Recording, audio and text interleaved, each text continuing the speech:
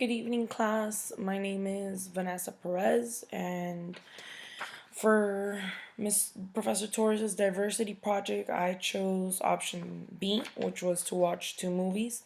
And I chose two movies that I had never seen before. One was The Great Debaters, and the other one was Philadelphia. What did I learn from these movies? And did you learn anything about yourself, your biases? If so, please explain.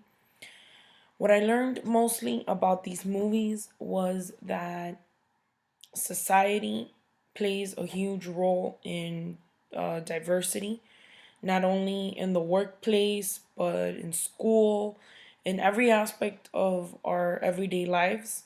And I did learn from this that you have to stand up for what's right.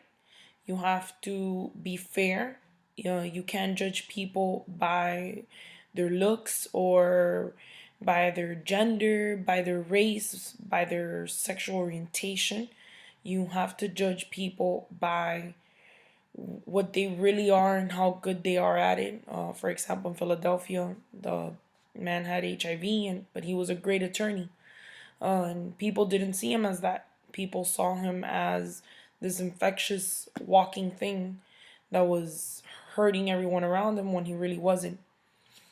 I absolutely learned that you must be a leader, especially when it comes to what we're studying in management. You can't give in to what society thinks or what society thinks is right when it's not. About myself, I did learn that it's something that's like instilled in us from society itself and maybe even from just our surroundings and our family and what we grow up in. We automatically judge and want to get away and want to act different and treat people differently for certain things, if it's disabilities or sickness or race or whatever it might be. The movie that most impacted me was Philadelphia, even though The Great Debaters impacted me as well. It impacted me in more ways than one, I could say.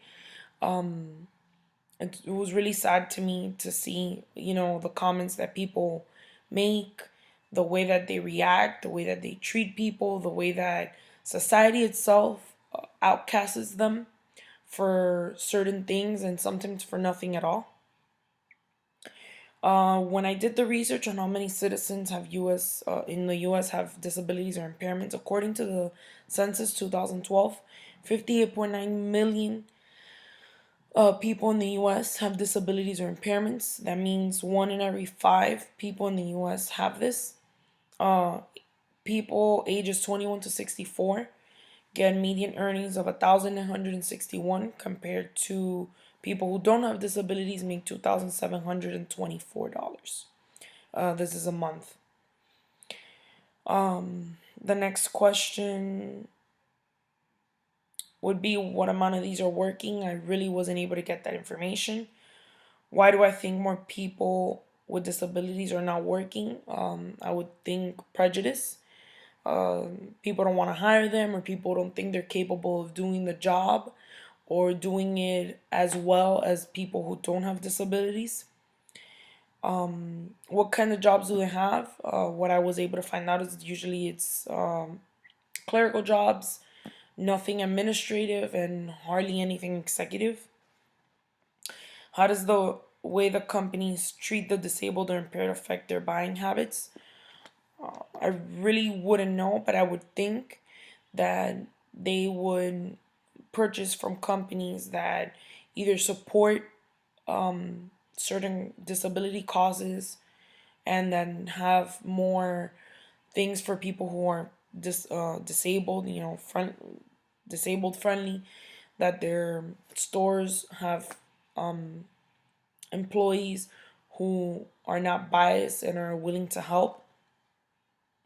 Are they compensated and treated equally? Well, according to the research I did in the census, no, they're not paid equally compared to others who don't have any disability or impairments.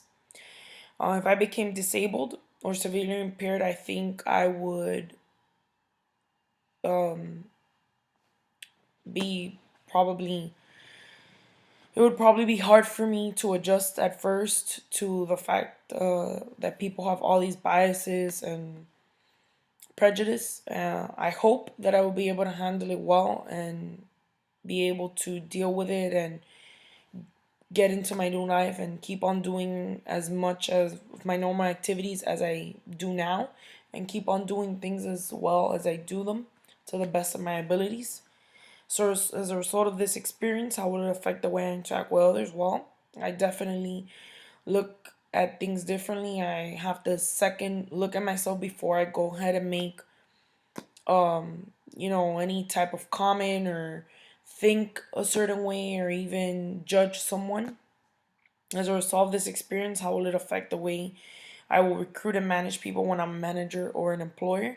I think I would definitely look at people through their credentials and their abilities, not for their race or religion or gender, sexual orientation, or even disability. Look at people for what they could do and for what their knowledge is, and give people an opportunity to do the best of their abilities. And as far as the people with disabilities, try to accommodate them to the best of my possibilities and give them a chance to prove that they could really do the job and not be judgmental. Thank you. I believe this was a great exercise. It really opened up my mind and really touched me in an emotional criteria. Thank you again. Good night.